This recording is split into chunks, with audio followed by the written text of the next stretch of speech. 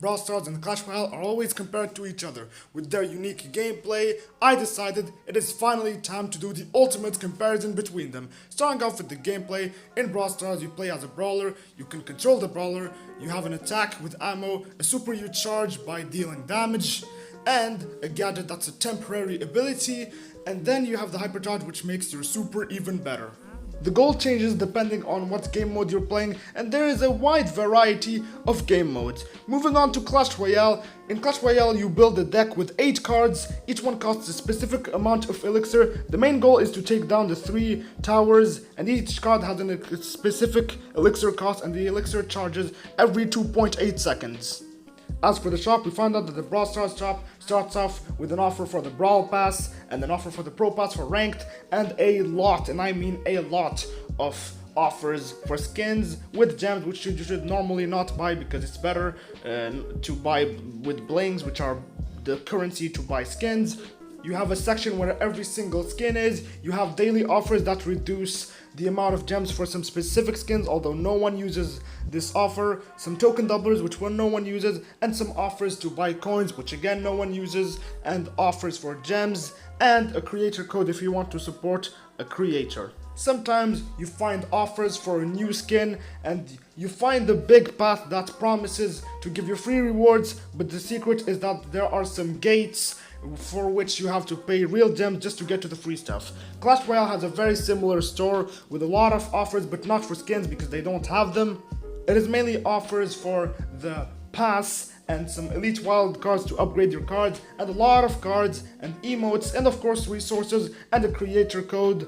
And sometimes you can even trade, which makes sense for a card game, and you can also buy some emotes. There's also the whole gate buying and stuff, but for Clash Royale it is always there. Moving on to the characters. There are over 93 brawlers in Brawl Stars because Brawl Stars releases one every single month. As for the rarities, we find common, rare, super rare, epic, mythic, legendary, and ultra legendary.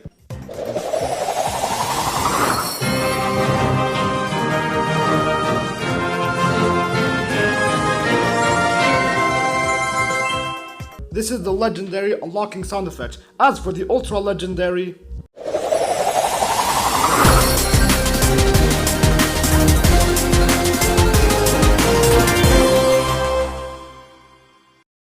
in Clash Royale, there are over 117 cards, though they only release one every 2 or 3 months. Back in 2017, they used to pump out 4 every month. The rarities are common, rare, epic, legendary, and champion. For the legendary sound effect. As for the champion sound effect.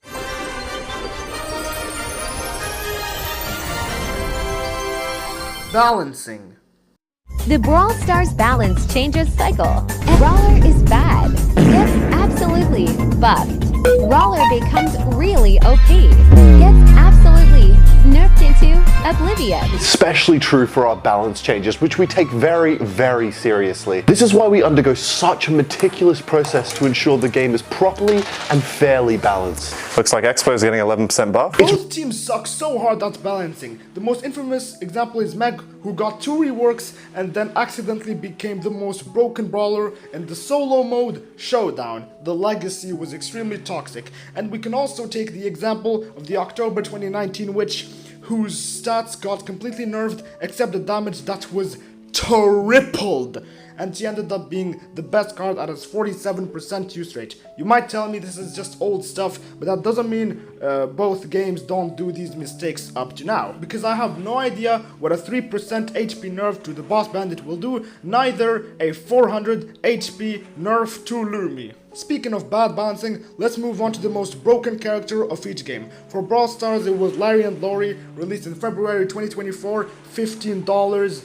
There was a thrower that literally had no counters, no matter what class of brawler you played. And we have the Goblin Machine for Clash Royale, costing $40 on release, but being completely maxed out. A 5 elixir tank that could one-shot any ranged unit from far. Now let's see the classes. In Brawl Stars, there are the tanks who have a lot of HP, assassins who need to quickly take down their opponents, supports who help their teammates, controllers who control lanes and stuff, damage dealers based on damage, marksmen who are basically snipers but shoved in a weird fancy word, and throwers whose attacks go above walls. For Clash Royale we have win conditions who deal consistent damage to crown towers, we have tanks who have a lot of HP, supports who help other units, especially win conditions, spells which you can put anywhere on the map, defense, self-explanatory, cycles so you can get back to using one card again, swarms which are multiple weak troops, and then we have buildings which are either defense or spawn troops. Most hated character in Brawl Stars is Edgar, despite him being a very garbage brawler, but the noobs really like his easy gameplay. For Clash Royale, it's the Mega Knight, same thing as Edgar, very easy gameplay. And that leads us to the biggest problem for each game. Brawl Stars, it's the coin shortage, because every single upgrade and precious items to make your brawler stronger need coins. A lot of players find themselves not really having enough coins, and Brawl Stars doesn't really do gold rush events or hammer jam like Clash Royale and Clash of Clans. And Clash Royale doesn't have this problem. In fact, they have coin inflation because coins are only used for upgrades and pretty much nothing else. And they have magic items, which are items with different roles, such as upgrading your card to the next level or giving you coins and stuff. And the main problem in Clash Royale is overleveling, is when you make a card very high level, which can change a lot of interactions and make cards very strong while they are not supposed to be this way. Now let's look at the devs. The Clash Royale devs tend to ignore the community, making posts as if they can't listen to the community, especially after the fumble they did recently.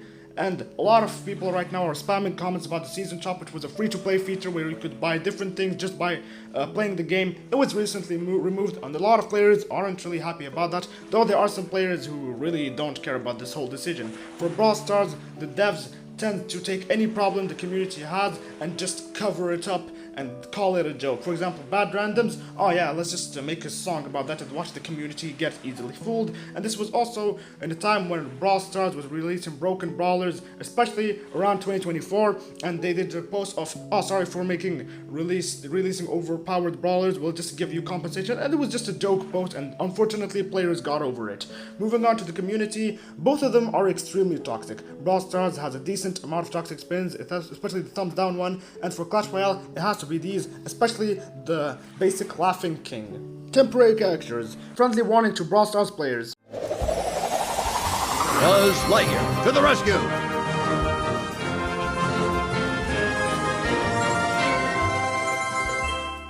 Buzz Lightyear was added to Brawl Stars on December 2024, lasting 2 whole months. What made him unique is that he was already maxed out and came with 3 different modes, with different attacks and supers. The fact that he was free for everyone made one of the most dramatic apocalypses in the history of Brawl Stars, and when he was gone, everyone celebrated, making Buzz Lightyear forever hated in the hearts of Brawl Stars players. However, Clash Royale knows how to do temporary characters, such as introducing the Super Mini P.E.K.K.A, which could one-shot everyone, the Super Magic Archer, who could convert anyone into your ally, and the Party Rocket, who could one-shot anything and convert it into goblins. The thing about Clash Royale is that they did these events in separate game modes that didn't affect the meta, unlike Brawl Stars, who let Buzz Lightyear be played everywhere except for ranked. Now we'll be going through the purple upgrades. For Brawl Stars, it's the hypercharges. It makes the brawlers super much better, supposedly, and it gives some stat buffs related to attack, defense, and speed. They can be purchased by 5,000 coins, and they need the brawler to be level max, as in power 11. For evolutions, it depends on how many times you play the card. If the card costs 4 elixir and less, it needs 2 cycles. Otherwise, 5 to 10, it needs 1 cycle. They make the card better, and they don't always include stat buffs, for example, attack, defense, and for example something related to the guard's gimmick. You need to play for 3 months just to get 6 Evo shards to unlock a full evolution. I can't believe this is the channel's 5th anniversary. Many thanks to all the fans who kept watching my content for this long, despite the amount of times I just suddenly changed the topic of the channel. And I hope you liked the video. Comment me some suggestions for my next video, and I'll see you in the next one.